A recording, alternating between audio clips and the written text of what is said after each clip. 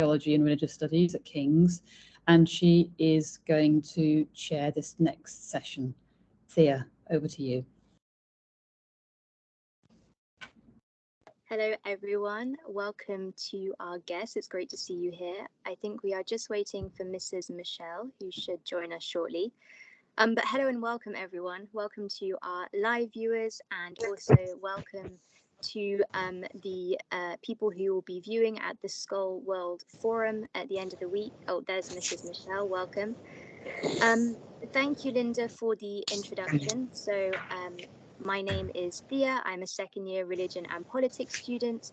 I study in the same department that Desmond Tutu studied in the 1960s, which is amazing. I actually met some of his course mates last night, which was such an honor. It was quite emotional, really. So I'm trying to tell myself that I'm just excited. I'm not nervous for this panel, but I'm absolutely thrilled to be joined by such esteemed guests. And this panel is called The Leadership and the Nobel Prize. If there's one thing to be said about these three women, it's that they are incredible leaders in their own right, and we're very, very lucky to have them with us today. So we have Mrs. Graça Machel, who is an African stateswoman from Mozambique. And most notably for this panel, she is a founding member and deputy chair of the Elders, a role which was also shared by Desmond Tutu. And she played a key role in establishing Girls Not Brides. We're also joined by Mabel Van Oranje. I hope I'm pronouncing that correctly. Mabel, thank you so much for your help in organizing this panel. Mabel is a serial entrepreneur for social change and former CEO of the Elders. And throughout the last decade, she has played a catalytic role in the global movement to end child marriage, setting up Girls Not Brides. And we're also joined by Malala Yousafzai, who is a girls' education activist and founder of the Malala Fund. In 2014, she won the Nobel Peace Prize for her work and graduated from Oxford University with a degree in philosophy, politics, and economics. Years after the Taliban attempted to take her life for her efforts to continue her education. So I'm hoping that we can cover 3 topics today. I'm really hoping I can keep you on track, but to keep a flow, I will direct a question to each one of you. Do feel free to weigh in though, if you wish, and there will be a couple of questions where I'll direct it to the 3 of you. So to get started, Mabel, if I could start with you, what was it like working for the Elders, and how did your work connect you with the Archbishop? Well, thank you, Thea, very much for having me, and Malala and dear Graça. It's wonderful to be with you together on this panel, where we will be thinking of our dear friend Archbishop Tutu, who I used to call Arch when I was lucky enough to get to know him, as I joined the Elders, the group that Nelson Mandela and Archbishop Desmond Tutu and Graça Machel established in 2007, and I joined them as their first CEO in 2008. And given that Arch was the chairman of the group, I had a lot of interaction with him. He was a very active chair and was very keen for me to keep him informed about the work, but also about how his fellow elders, you know, the likes of Kofi Annan, of President Jimmy Carter, of Mary Robinson, Lakhdar Brahimi, you can go on. They were his fellow elders, and he wanted to make sure also how that was going. When I think back about the time we worked together, there are, and that was then also the beginning of a friendship that really lasted until his death. There are 3 things that I really recall. I mean, there are many things that I recall, but 3 things that I think would be interesting to share. First of all, I think he was a man who really helped understand right from wrong, and what justice really means. And I think obviously growing up in a state where there was apartheid, it's hard to imagine how he could have evolved differently. But I remember how he would sometimes share the story of him as a young boy walking into a shop with his father, and there was a young white woman behind the counter who treated his father in a very disrespectful way. And it made Arch feel terrible that his father was being treated as if he was less important than this young white woman. And I think that so profoundly, some of those experiences so profoundly affected him that I think he for the rest of his life, even though he knew you sometimes have to make concessions if you want to create peace or if you want to advance reconciliation, he never lost track of what is right and what is wrong. And I think that affected me and many people who worked with him and had the privilege to know him very profoundly. Secondly, what really struck me is his this sense of that we are all equal, we're all human, and that enormous solidarity for humans that came with them in, you know, standing up for people who were treated as if they were less important. And one of the things I remember there is that I think in 2010 or 2011 we went with the elders, with 4 of the elders, we went to the Middle East, including to Syria, which was in the time before the war in Syria had broken out. And we went to visit President Assad, and we arrived in this enormous palace with a very long red carpet. And President Assad was waiting for the elders at the end of this long red carpet. And we had to come through these enormous doors, and there were these 2 doormen standing there. And Arch, you know, walking first, and as the chair of the elders, he stopped and started talking with the doorman. How are you? How long have you been working here, etc., etc. And you could see President Assad getting quite upset that he was being kept waiting. But I think it showed so much that Arch felt that every human being deserved a kind word and was equal.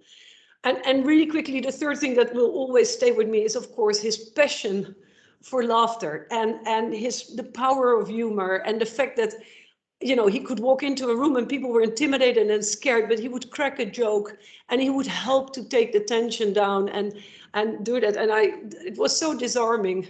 And I'll never forget, we'll talk about the Nobel Prize later, but I'll never forget how he gave this masterclass of how to get a Nobel Prize. He said, look, if you really want to win a Nobel Prize, and Malala, I don't think this all applies to you, but he said, if you really want to win a Nobel Prize, you need 3 things. You need a short name. Tutu is pretty short. You need short legs. I have them, he said. And you need a big nose. And then he was smiling and pointing at his nose. And Malala, I think you had slightly different criteria to get your Nobel Prize, but it shows the power of how he would disarm people.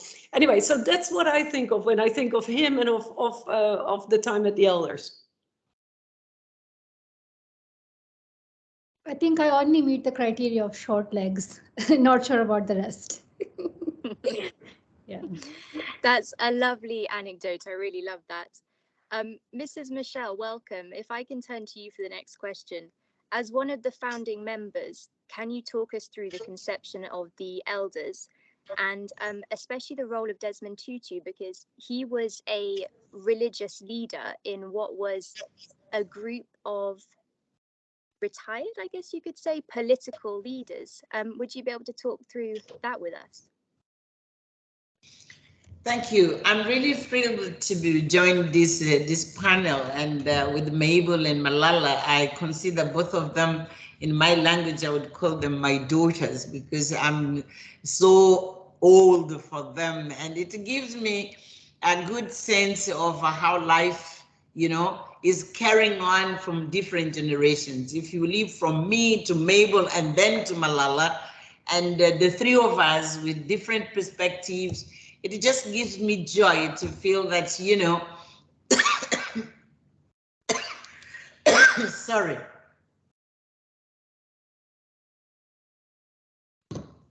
There's this connection in life, and we can share our views and our experiences around such an exceptional human being who is Desmond Tutu.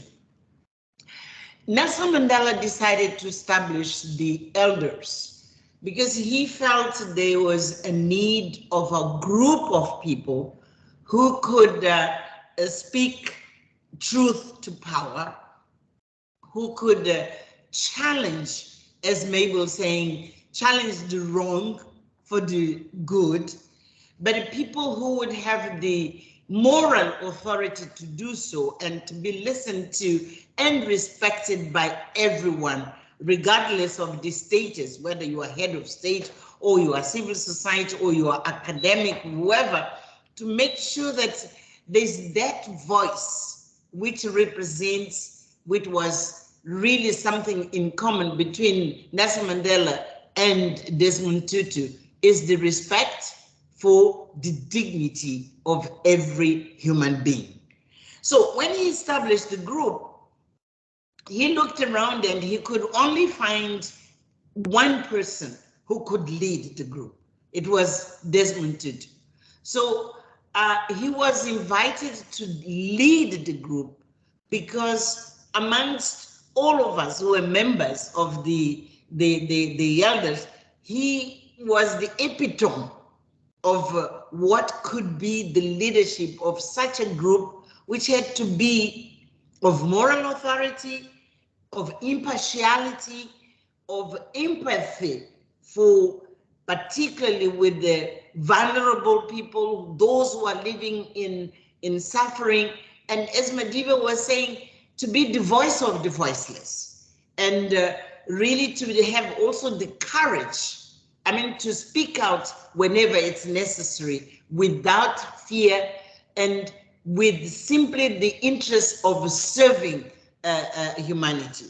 So Desmond Tutu was the right choice.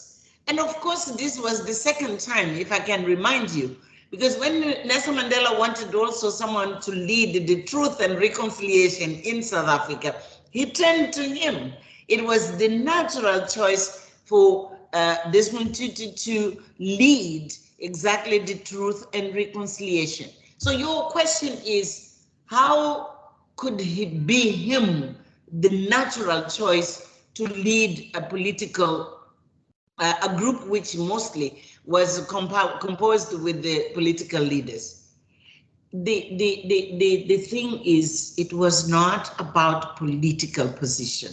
It was about human beings, the rights they have to be every single human being, wherever you are, whether you are men or women, whether you are old or young, whether you are wealthy or you are poor, the interest of humanity to be the major concern of any leadership, to respect the dignity of every human being. And of course, he was the right choice. But the other thing is that leadership for Desmond Tutu, it has to respect strictly certain values and certain ethics.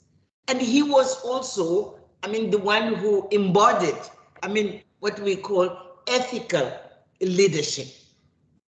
So he would do it in a very simple, that's very important. He was such a simple person.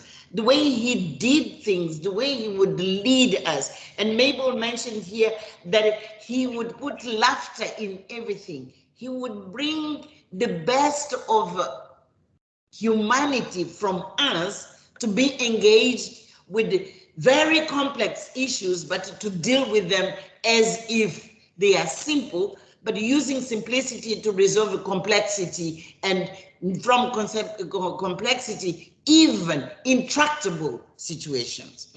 So we all had such admiration for him and such love for him that I don't think I can describe here how much of ourselves as elders we have grown, if I can say, under his leadership.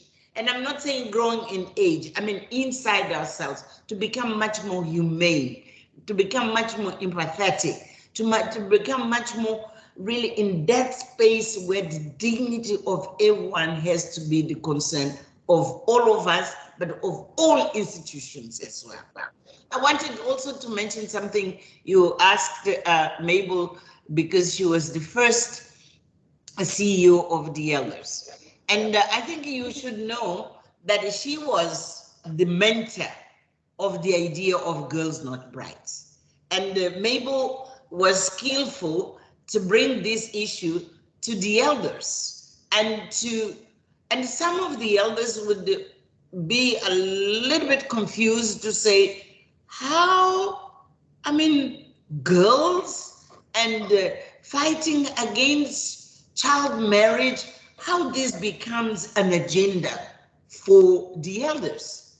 So she was very skillful. And because we were three of us as members of the elders who were women, and of course we create a sort of a lobby group within the elders to say, hey, we shouldn't forget that we are here for the voiceless. We shouldn't forget that we are here for every single human being who needs to be uplifted. And so you describe what it means, child marriage, and so it's natural that the elders will have to take up this issue. To be short, the elders accepted that this is an agenda, and they were behind, I'm just saying behind, I mean, the establishment of Girls Not Brides, but the merit is of the young lady who is sitting in front of me, who is Mabel. Now, we needed to take this to the highest level, and Mabel can describe how Arch mobilized the whole of the General Assembly at the UN to talk about the child marriage. Security Council, General Assembly, any other gathering which was taking place at that year, he shook the UN, and the UN ended up adopting the child marriage policy, and to send it back to every single country in the world now. Many countries have adopted this in their national legislation. But it was his moral authority, but also the way he was able to articulate issues where no one could say no. It was very difficult for him to say no to him. So you were asking why he was the leading politicians. No, at a certain point, all of us, we had to forget whatever they have been as politicians, as the elders. He brought us to the space exactly of protecting the vulnerable, raising the voice of the voiceless, challenging autocracy, imposing, I mean, the values of ethical leadership, and making sure, and I will end with this, you'll remember Mabel, who'll say we need to expand the space of goodness in the world. So this is, in short, trying to say who he was, but he was, and really, I still struggle to speak to him in the past. So instead of saying he is that outstanding human being who really brings the best of all of us, and he teaches us how to serve. Thank you. That was wonderful. Thank you. That was wonderful. Mabel, I'll come to you in a bit. Can you hear me okay? Maybe I'll come to you in a bit about Girls Not Brides, because I really want to touch on that. But Malala, if I could come to you, can we talk about the Nobel Peace Prize? Because in 1984, Desmond Tutu won his Nobel Peace Prize for his role in as a unifying figure in the non-violent campaign to end apartheid in South Africa. As a Nobel Prize winner yourself, would you be able to talk us through how the Nobel Peace Prize shaped you and your work, and just talk us through the experience of winning such a distinctive award? Thank you so much, Thea, and I'm honored to be in the company of two amazing women. And I also consider myself very lucky that I got the opportunity to meet Desmond Tutu, and whoever has met him would call those few minutes joyful and inspiring. It was the same for me as well. He was such a joyful person, and I think we met in 2013 for the first time, and he asked my dad for permission if he could hold my hands. I said, you don't need my dad's permission. I would feel blessed if you touch my hands and give me your blessings. And he was an inspiration in so many ways, not just because of the movement and that he had led, but also because of the person he was. There are a lot of activists out there, but you rarely see those who actually change themselves and who reflect the message through their own body, through their own language. And he was one of those activists who actually showed through his own actions and his own words what a good person can do, how a good person can bring joy and happiness in the lives of so many people. So yeah, I am also honored that we both share the Nobel Peace Prize as well. I won it in 2014, which was exactly 30 years after he had been awarded the Nobel Peace Prize. And to see that he was continuing to advocate for a more equal and fairer society, that he was continuing advocating for girls' rights and against girls' forced marriages, and he was still engaged in this idea of a better world, inspired me that this might be a long journey. So you need to ensure that you are dedicated to your cause, and you know, it doesn't end here at receiving this award.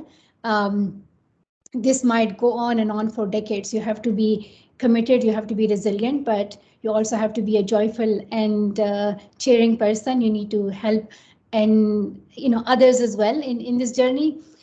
So when I was awarded the Nobel Peace Prize, I was in my chemistry class learning about atoms, and I was not expecting it. And they usually call the winner on the day. But unfortunately, I did not have a mobile phone yet because I was still in school. So I was probably one of the few Nobel Prize winners who they did not actually inform beforehand. And I received the news through my school's deputy head teacher, who usually calls you outside the classroom if you are in trouble. So it was not a best case scenario. And when she informed me that I had won the prize, I was in a complete shock. I felt humbled and honored to be awarded the prize for my activism for girls' education. And I was sharing it with Kailash Satyarthi, who had been doing activism for many decades against child slavery and child labor, and he had freed more than 80,000 children. So I after that, you know, when they called a short assembly, I gave a speech to all my class fellows and school friends. And after that, I went back to my physics class because it was given for the right to education for all children. So I myself was a student still, and I wanted to ensure that the message is received that education is my top priority right now. So I'll finish my school day and then I'll go and do a press conference or whatever is needed. But I feel blessed to be to have my name in the list of amazing Nobel Peace Prize winners, including Desmond Tutu. And it's leaders like them who make this prize more prestigious. It's his legacy and the legacy of other inspirational advocates, including Nelson Mandela or you know, and Martin Luther King Jr., who have made it so inspiring and so you know, precious for me to be in this company.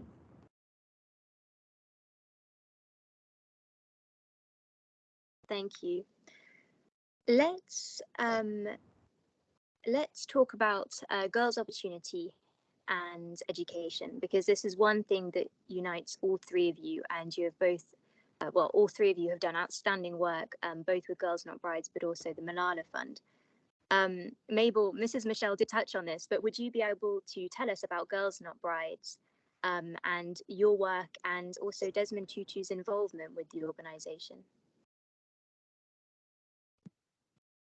Yeah, with pleasure. And I guess the whole story around the work around child marriage started when the elders actually decided that they wanted to work on the issue of gender inequality.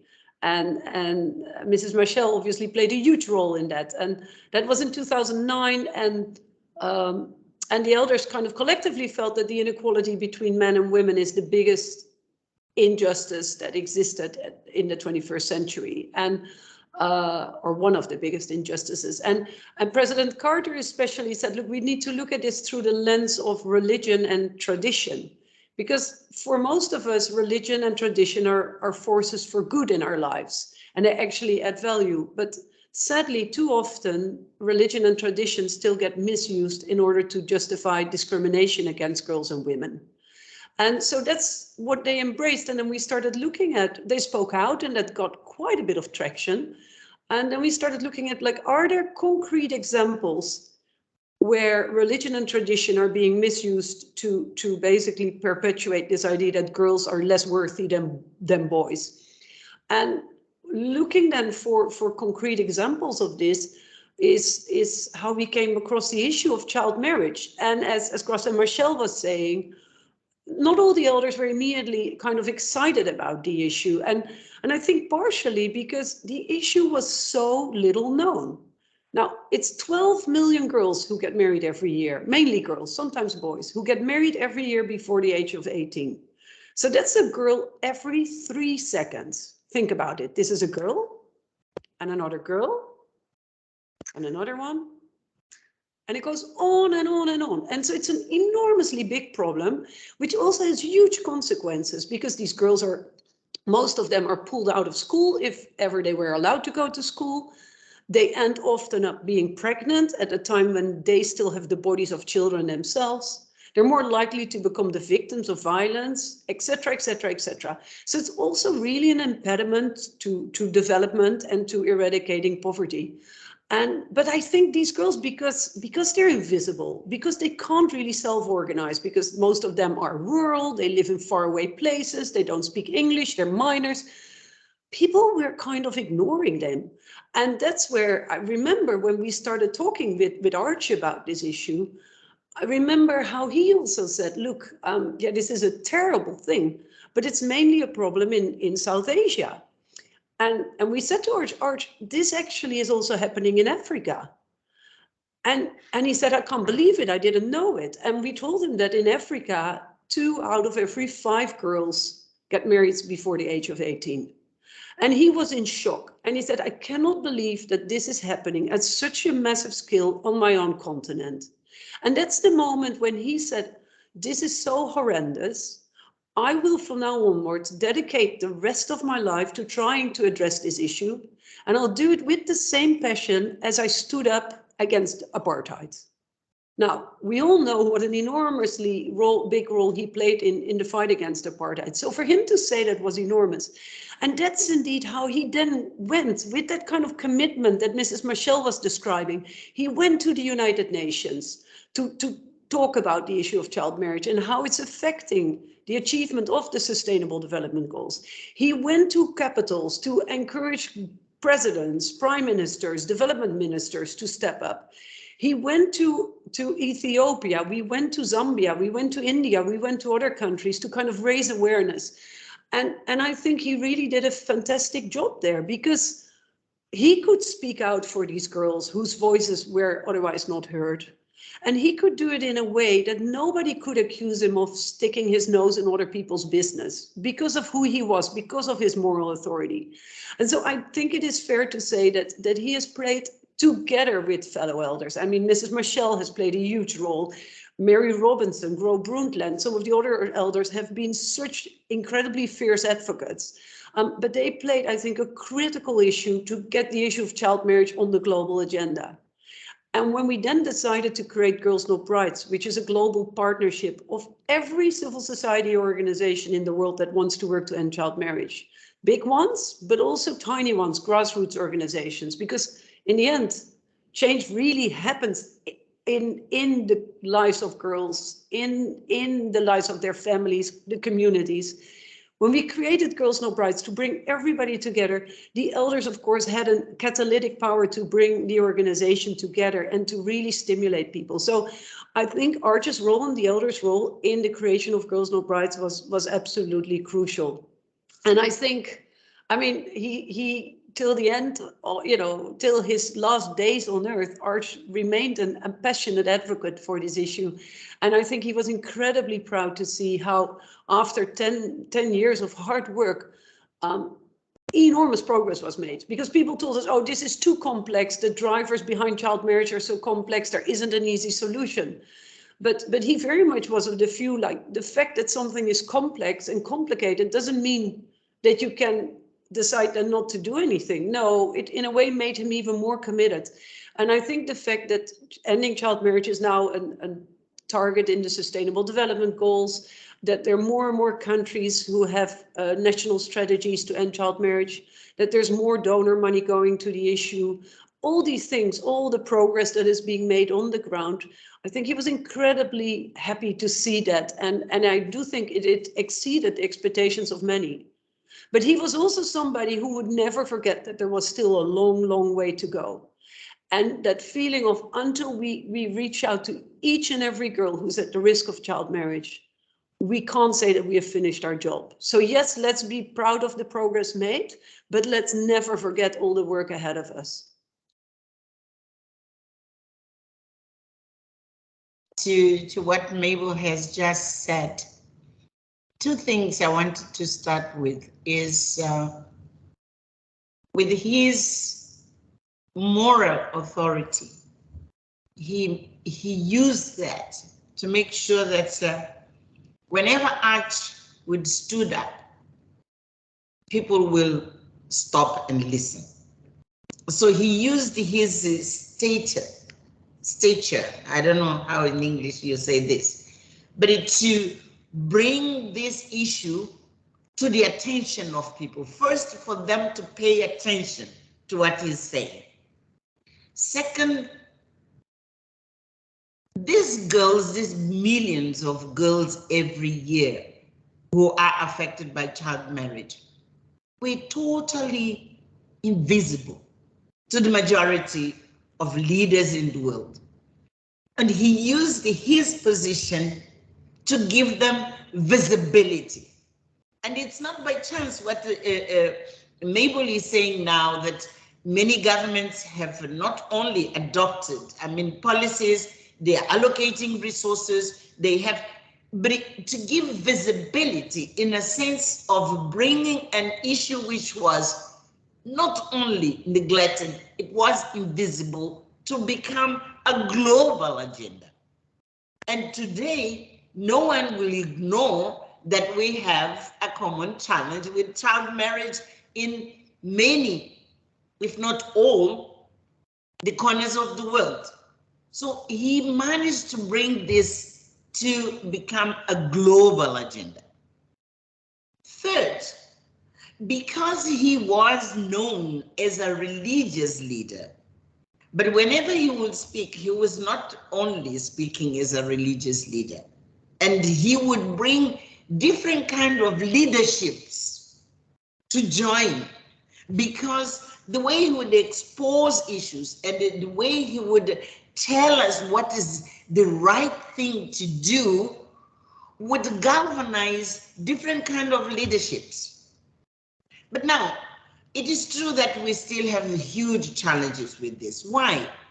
Because, these traditions are deeply entrenched in the way people see girls.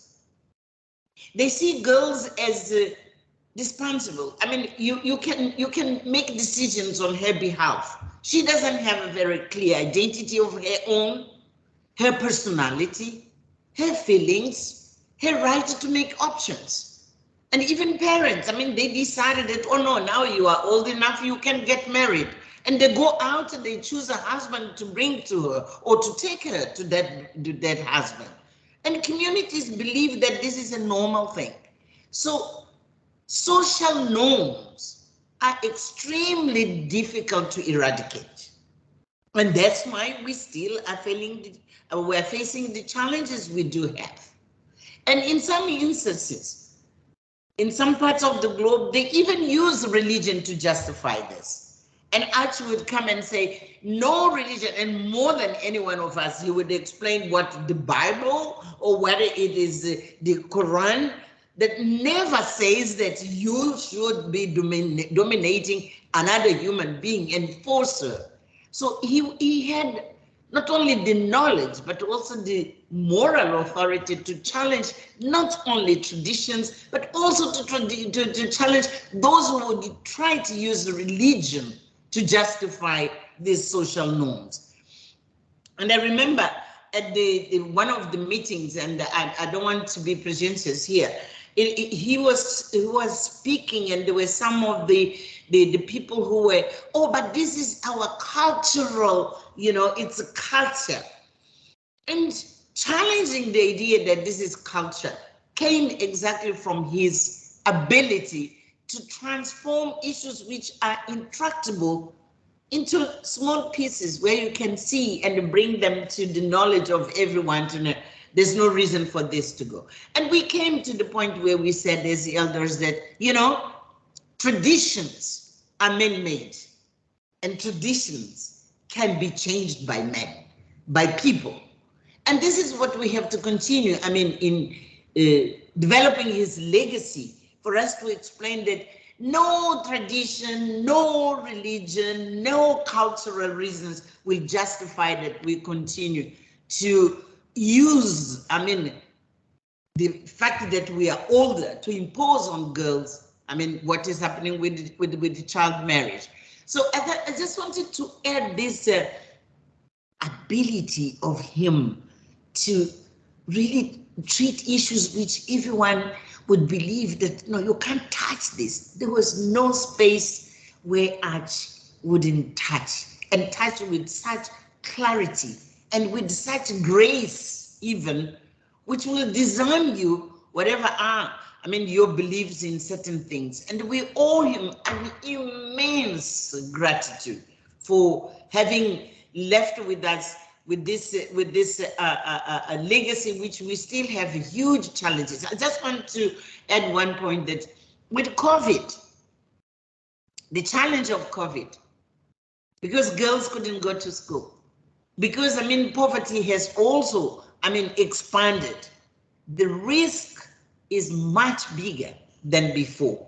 So the efforts which we have to gather, to work together, it's enormous. And because of that, I think we will need always to inspire ourselves on his leadership to say, this is a huge challenge, but it's a challenge which only us can face it with courage and also with passion, which was his way of doing things. So I think, yes, the elders were effective to put this on the agenda, but we still need leadership to keep hammering so that it's not only a global agenda. Now it has to be transformed into actions which go from global to national, to provincial, to district, and to community, and even, if you like, to every family, to recognize that no one has the right, to make this kind of decisions on behalf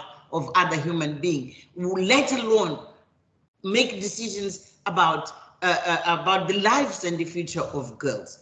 We have really a long way to go, and I just want to thank you that you brought this issue to an audience of this, because I think also, academics, institutions have to help us to, how do you use science to explain things which everyone can understand? It's not only the moral authority, but science also has to help to explain. And because we are speaking at King's College and with your prestige, perhaps you can help us to get a movement of research and recommendations which will make much more effective, the fight against this kind of exploitation of girls. I think that's a very important point. And Malala, perhaps if you'd like to jump straight in, I see you unmuted yourself. Yeah, thank you, Thea. I would just like to share one story because, we hear statistics, 12 million girls every year are forced into marriages. Like, what does that mean for a girl? And I remember one of my friends in Swat Valley in my school. We were the same age, and in grade 5, she stopped attending school. And at age 14, we were both the same age, I received a call from her, and I asked, like, what has happened? Why did you leave school? Where are you now? And she informed me that she was forced into a marriage. Now she has a child. And I could not process it, that she at age 14 herself is a child, and she's forced into a marriage to have another child. We should be looking after her. We should be supporting her. She should be in school right now, but that was not her life. And there are millions of girls like her who are forced into marriages. And unfortunately, there are other barriers in society as well. That's not just one. So it makes it even more challenging for them because of the social norms. They cannot go outside of their husband's house. They're forbidden from taking jobs. They're forbidden from education. You assume, like, that there might be other ways, there might be some alternatives through which they can help themselves, but unfortunately there is very little in which they can protect themselves, in which they can look after their own health and their family's health, because it's really difficult for many of them to return to education and to fight a case for themselves. So one of the reasons for why it happens is because of lack of education, because of lack of quality education, because of lack of safety in education. And it's really important that that girls' education receives more attention. There are 130 million girls who do not have access to education. And we know that once girls are in school, because of other reasons, they can drop out because of social norms, because of lack of facilities, lack of safety, and the right teachers training. So those are the issues that also need to be addressed. It needs a more holistic approach. But we also know that when girls are educated, it improves economies, it reduces the likelihood of wars, it helps us mitigate the risk of climate change, it reduces poverty. So the advantages are not limited to the girls. The advantages are there for the whole society, for all the countries.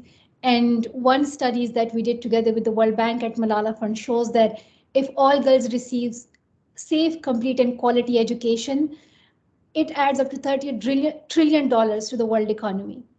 Imagine that. Like, we are losing it when we are not investing in girls' education. So there are moral, economic, social, political arguments in support of education for girls. And I don't see any argument that can so far justify why girls should not be in school and why girls should be forced into marriages and child labor and other issues. This is, there is no moral or any other justification for that. So we need to get out of it. And I fully agree with Mrs. Machel that, that we have already reached a stage where we are all in agreement of, yes, this is wrong. Like, now it's time to take action and ensure that we make the right decisions and we bring in the right policies that can help protect girls and ensure them a safer, better, and healthier future. Yeah, if I can come in here, because listening to this, I recall a trip that we made in 2011 with the elders, and it was 4 of them, including Arch and Mrs. Machel, to the north of Ethiopia, to the Amhara region there. And we went to meet child brides and girls at risk of child marriage to better understand the issue. And Mrs. Machel, you might remember that Arch at some point asked this girl, we were standing with her and we asked her, how was your wedding day? And the girl's face turned very sad and she said, my wedding day was the day I had to leave school. And I think this is exactly what this is about. And as Malala was saying, if there are no secondary education for girls, girls are much more likely to end up in child marriages. But at the same time, if you have a social norm that encourages parents to marry their daughters off at a young age, then even if you have the schools, they won't go there. And so it's one of these things where in the development sector, sometimes issues get approached in silos. Education is different from child marriage, but no, the 2 of them affect each other. And I also remember on the trip we did to Zambia, I think it was 2015, we learned about these girls who could go to school, but school was too far away and it wasn't safe for them to travel there. And so Arch came up with this whole idea of we should actually get these girls bikes and then it's safer. And he was somebody who then also really geared into action and kind of was trying to find solutions. And on that first trip to Ethiopia, I also remember about the whole issue of, because gender inequality is of course something that is, as was pointed out, is really the basis of all of this. We met these couples of people who were married, and they had gone through this program where they had learned that women have the same rights as men. And so there were these young men who were describing to the elders how they now called their wives by their names rather than by derogative terms. And that they would sometimes now go fetch the water for their wives, and how that had improved the relationship between men and women, and actually they were both much happier. And I remember how Arch was giggling about like, oh, they are now actually, the men now sometimes get a foot massage of the woman gives a foot massage to the man, and they're now so much more happier, and he was laughing about it. And I think that shows the kind of the personal as well.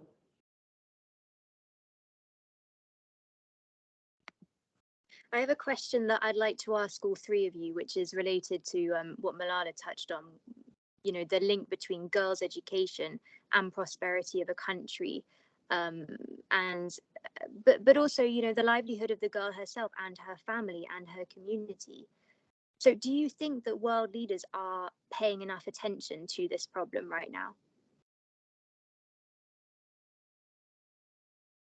I can start because I know that the girls here will develop much better than me, so they should be the last to give the insights. Let's take the example of the recovery from COVID. If you have paid attention to how world leaders have been debating and have been allocating and pledges of resources for reconstruction, you will have realized that they are talking of, it's infrastructure, it's energy, it is, yes, climate change, whatever. But we realize that, unfortunately, even budgets for education have not been taking, the attention they deserve. Taking into account the fact that for 2 years, at least for 2 years, many countries didn't have a functional systems of education. So much more children and girls, they were at home with no access to internet. They couldn't have online learning. So they have been at least 2 years where systems of education, particularly in rural areas and in urban poor, they were not working. So the numbers of children who have affected, it's not only by these social issues we are talking about, like child marriage and child pregnancy. It's simply that they didn't go attend a school and they can't read and write. But the budgets and the debates which are being made as a reconstruction post-COVID are not putting emphasis on education. So that's what I was trying to raise the issue of, it's important to make, these big agendas, but you have to follow them with the very concrete action at the magnitude of the problem. So all leaders should be looking and say, but how many children are we talking about? And if these are the numbers, how the budget should correspond to the investment which is needed to bring every child into education. And we are not seeing this debate happening. And people are very concerned with the bridges and the roads and the factories and economy. But the emphasis on human development, and particularly education and health, is being put at second level of priorities after COVID. And I think really we need, I mean, to be in different levels, leadership which is calling for focusing on what is priority and essential because of rippling effect it has. And Malala put it quite rightly. I mean, invest in education, then your economy will flourish. Invest in education, health will improve. Invest in education, even, I mean, the mitigation and adaptation to climate change will happen because people have the knowledge, have the tools of how to confront all those challenges. But tell the leaders of this world to pay attention the same way. And that is the biggest problem. That is the biggest problem. So I just wanted to say, we have really a huge task to get things using, I mean, Archie's way to do the right thing. We need a lot of more efforts to do the right thing. And but as I said, I think Malala and Mabel will put this much better. Whether is the world paying attention to education and particularly to the girl child? And I just want to finish here. You know, we made pledges when Aisha left us, and just a year before, when he turned 90, oh, it was even less than a year, I was asked to speak at his celebration of his birthday. And I raised the statistics of girls in South Africa, children, in fact, 10 from 14 who are getting pregnant and becoming mothers. He was so shocked. And then when unfortunately he passed, I had to make of my pledge to say, I'm not so sure whether I'm paying much attention to the early pregnancy issue, you know, because one thing is child marriage. Another thing, which is part of it, it is becoming a mother at the age of 10, 14, like what is happening in South Africa. And we sometimes don't put the emphasis also in this horrific aspects of exploitation of girls. So I had to make a pledge for myself to say, you know what, it was not about speaking at his birthday. It's now about really put, I mean, the effort in implementation of programs which are going to make an impact. We are busy working on that. And I don't think I should speak anymore because the best of what has to come is to come from my two girls. Thank you.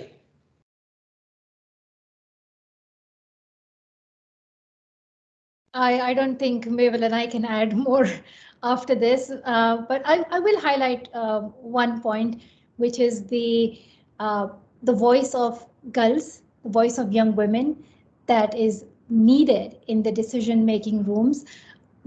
Girls don't want leaders to talk about their issues only and just describe how difficult it is and how unimaginable it is, but actually bring them to those rooms and hear their voices and actually take their suggestions into the policies that they make about girls' future. Unfortunately, leaders hardly talk about it. When they talk about it, it's just a verbal commitment, and there is no policy dedicated to it. And then, you know, as you mentioned, like, you know, there are so many issues that we are hearing about right now, from COVID to climate change, but we are not looking at the aspect of how it is impacting women and girls. We did one research about COVID, which shows that 20 million girls are at risk of losing their education because of forced marriages or because they're helping their families financially. Because of climate change as well, by 2025, every year there would be 12.5 million girls dropping out of schools. And it's related to the climate related events, including floods and droughts that would displace many girls from their homes, from their villages, and that would also damage their schools. So when we talk about these issues, we often do not look at the gender aspect and the girls' education aspect and how these issues are impacting that. But then on the other hand, girls' education is a sustainable investment in addressing these issues. We would be in a much better place to address these issues if we have an educated society if we have educated girls and women helping us in addressing some of these world's most pressing problems. So, I hope that our leaders finally make financial commitment, substantial commitment towards girls' education. The funding has been stagnant, and COVID-19 has also brought distractions. And I hope that world leaders realize that, that we're losing, the world is losing when we do not invest in girls. We are half of the population. How can you imagine success when half of us are held back? Think about what the world could have when all of us are empowered equally. So my hope is to see all girls having access to safe and quality education, and I hope that dream comes true in my lifetime, in Mabel's lifetime, and Mrs. Machel's lifetime, that we see all girls having access to quality education. It's so interesting listening to Mrs. Machel and Malala speak, is because if, like Malala is describing the dream, and that's a dream that I know Mrs. Machel has dedicated her life to, and this idea of educating girls, I mean, she's dedicated her life to more than that, but has really been one. If we do that, we would presumably end up with many more women in leadership positions. And that makes me remember a conversation we had with Arch about what if you had many more women leading countries? Would we have as much war and conflict in the world as we see nowadays? And Arch's theory was that women are the ones who because they are the ones who get pregnant and give birth, they're the ones who give life. Women, therefore, are much less capable than men to take lives. And he had a whole stream of thoughts around that. And if we look at the horrors happening in Ukraine now, and the horrors that we know that are happening in other parts of the world, Yemen, Afghanistan, places that are pushed more out of the news, but that doesn't make what happens on the ground less horrendous. When we look at that, you really wonder if indeed you had that world where women were leading, would there be less war crimes? Would there be less unnecessary death? But going back to the issue of leadership, if I may, there was a lot said about Arch's leadership style, how he was, an activist leading by example, how he was an ethical leader, how a courageous leader, a caring leader. And I do think he, in a way, was a serving leader. And I do believe Malala, in her way, is a serving leader. I'll never forget the day that Malala got this big stage at the United Nations, at some very important United Nations meeting, and she got, I don't know, maybe 8 minutes to speak. And she kind of used those 8 minutes to speak for 4 minutes herself, but then she brought a young Syrian activist and another young activist with her, young women who would never have otherwise maybe be given that stage to speak up. But like Malala says, if we don't involve young women, girls, in the solution of the problems, while these things are about them, then what is going on? And so I thought it was such a beautiful way of the kind of servant leadership that Malala, I think, portrays. And it reminds me then how we can all be leaders. Because leadership, I think, and this is one of the things that Arch was also so good at showing, is leadership starts by yourself and how you interact with the people around you. And I remember that at the elders, Arch was very keen that he would also always have updated lists of when the birthdays of the elders were taking place, but also the birthday of the funders who were making the elders possible, but also the birthdays of the people working in the elders team, including the interns, because he was keen that each and every one who was involved with the organization would get a message on their birthday from him personally. And I think that's the kind of thing that reminds you that in the end we're all human, and if we don't take good care of each other in the good times, but also in the bad times, and if we then what are we all about, and how can we ever create a world that is more peaceful, more equal, more fair, more just? So it starts with really little gestures, and Arch had a theory around that, which I would be very happy to quickly share if I can, because he was talking about, like, if you want to make big change happen, and some of the challenges that the world is facing require big change, whether it's child marriage, whether it's girls' education, whether it's addressing climate change. And he said, when you want big change to happen, you need a huge wave of change. And then he would look at his audience and he would say, and never forget that a big wave is composed of millions of drops of water. And you can be a drop, and you can be a drop, and I can be a drop, and you can be a drop of water.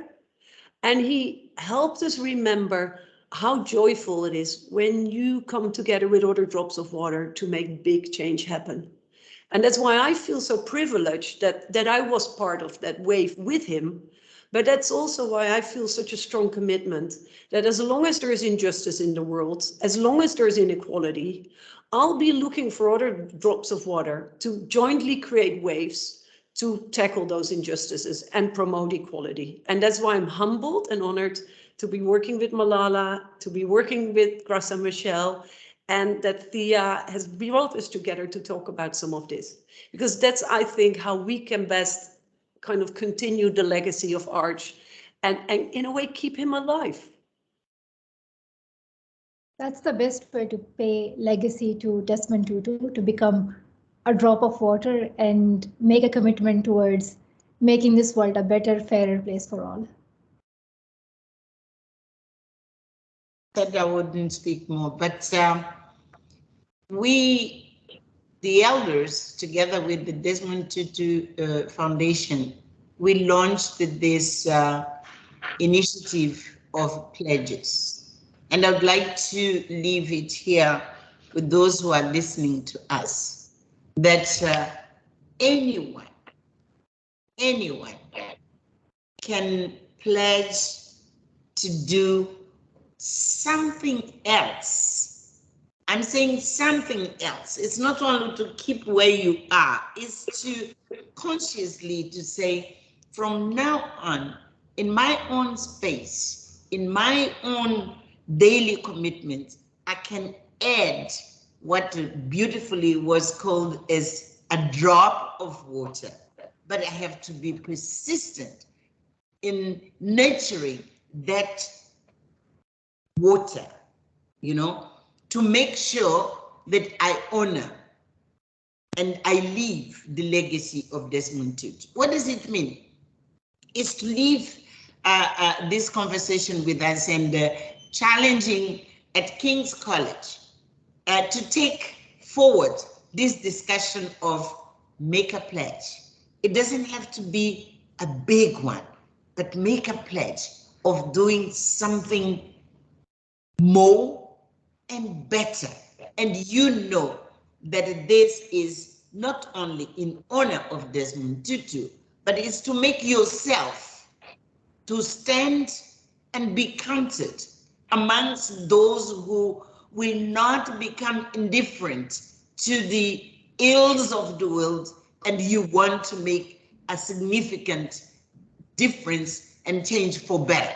So I would like to leave you with this appeal to launch a movement of pledges at King's College. And in any other institution which we will be addressing, we'll continue really to say, we can make the big wave of change which the world requires. Just make one drop of pledge, stick to it, work on it every day, every month, every year. You will see we will make a huge difference to make our world much, much, much better. It would be, for me, I mean, to complete this conversation, and we will come back to you. And I think Mabel is better than I am to to see whether we can continue with how the pledges are taking place at King's College. And I tell you, every place we address people, I encourage pledges. And this is what it means to leave the legacy of someone so outstanding as Desmond Tutu. Thank you. I think that's a wonderful way to conclude this session, that we are all drops of water in a big wave of change. Thank you so much for being here today. We are bang on the hour that we had. Well done. You kept the questions amazingly, some wonderful answers. I can't thank you enough for being here, and some really wonderful words about the Archbishop, and some wonderful words of wisdom to take forward.